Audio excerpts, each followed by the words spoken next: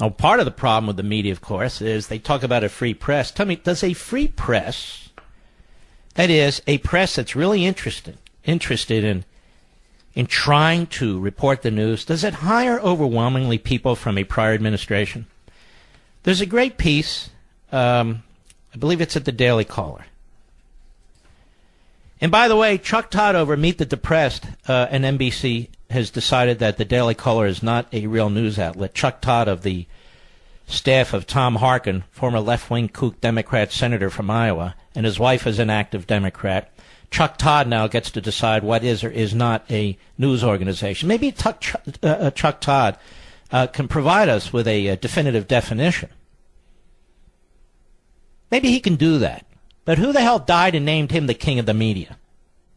You're not, you little creep. And nobody watches your damn show anyway. Meet the Press. What a joke. That's why I call it Meet the Depressed. Why, Chuck Todd's the press? Look at the ego these fools have. CNN personalities have repeatedly attacked Fox News. And let me just stop there. Fox News, by far, has the highest cable ratings. MSNBC isn't even close. CNN is so far behind, it's not even funny. So CNN has as one of its primary goals to keep attacking Fox hosts, particularly Hannity, in order to try and tear them down to build themselves up. That's what CNN's objective is. MSNBC is just, it's like watching an insane asylum. Just one kook after another roams through there, one after the other after another. And there's an audience for that. There are kooks out there, and they have the kook audience. CNN personalities have repeatedly attacked Fox News for allegedly being a mouthpiece for President Trump, pointing to a number of Fox anchors and pundits who have joined the administration over the past half year. CNN has its own. Now, that's different, you see. Somebody leaving the media to join an administration, fine. But people leaving an administration to join the media, whoa. I don't think that's so fine. CNN has its own extensive history of being a revolving door for the Obama administration, and even masquerading former Obama officials as impartial journalists. CNN's current chief national security correspondent, Jim Sciutto, we've talked about this fool before, served in the Obama administration as the senior advisor to the U.S. ambassador to China. And CNN employs, despite having an obvious conflict of interest in foreign policy reporting, particularly on issues relating to China, Sciutto's often presented on the network as an objective reporter.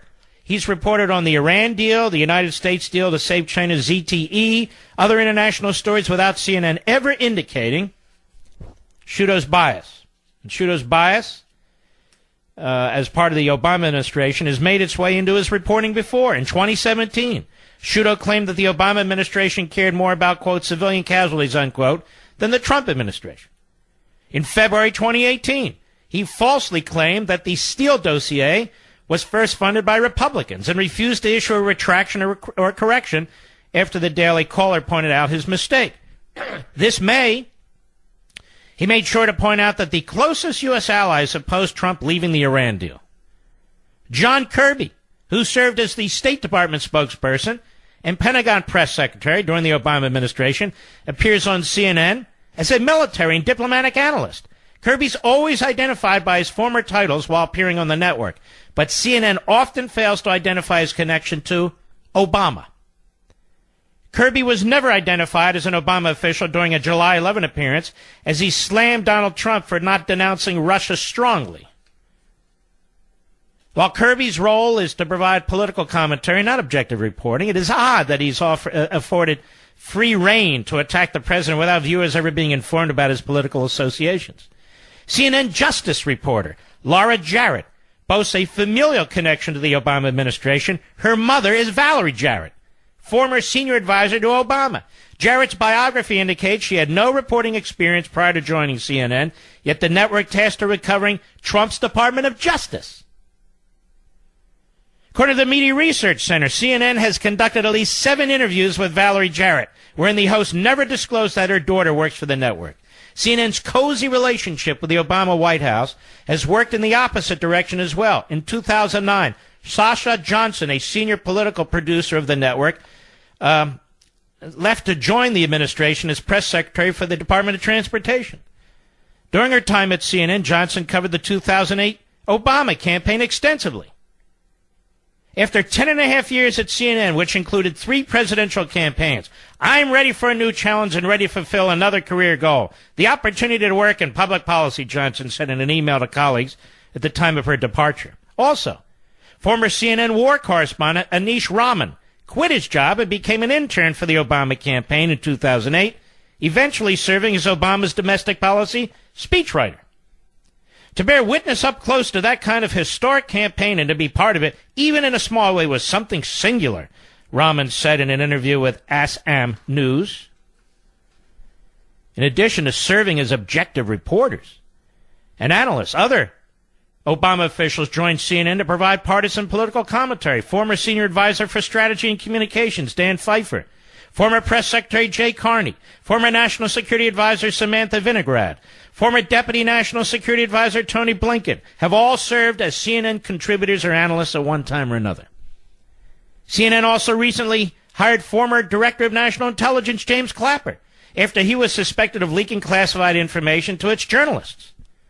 According to a House intelligence report released in April, Clapper acknowledged speaking with CNN reporter Jake Tapper. And, of course, who's Jake Tapper? Jake Tapper worked for Marjorie Mezvinsky. Her campaign. Remember her? Big-time Democrat? Montgomery County, Pennsylvania. He also was a spokesman for Handgun Control Inc. Jake Tapper. And his wife's a big lib, too. Hey, just got to get it out there. Former FBI agent Josh Campbell similarly raised eyebrows when he joined CNN after very publicly leaving the FBI and blaming his resignation on President Trump. And he served at the FBI from 2008 to 2018, a.k.a. during Obama's era. And his closeness with former Director Comey and his relative inexperience in the field raised questions as to whether CNN hired him to provide real expertise or to give the network more ammo. And it goes on. And it goes on. There's your CNN. That's why they're in last place. You know, you're destroying freedom of the press here. No, you are. You're a bunch of clowns. I'll be right back. Mark Levin.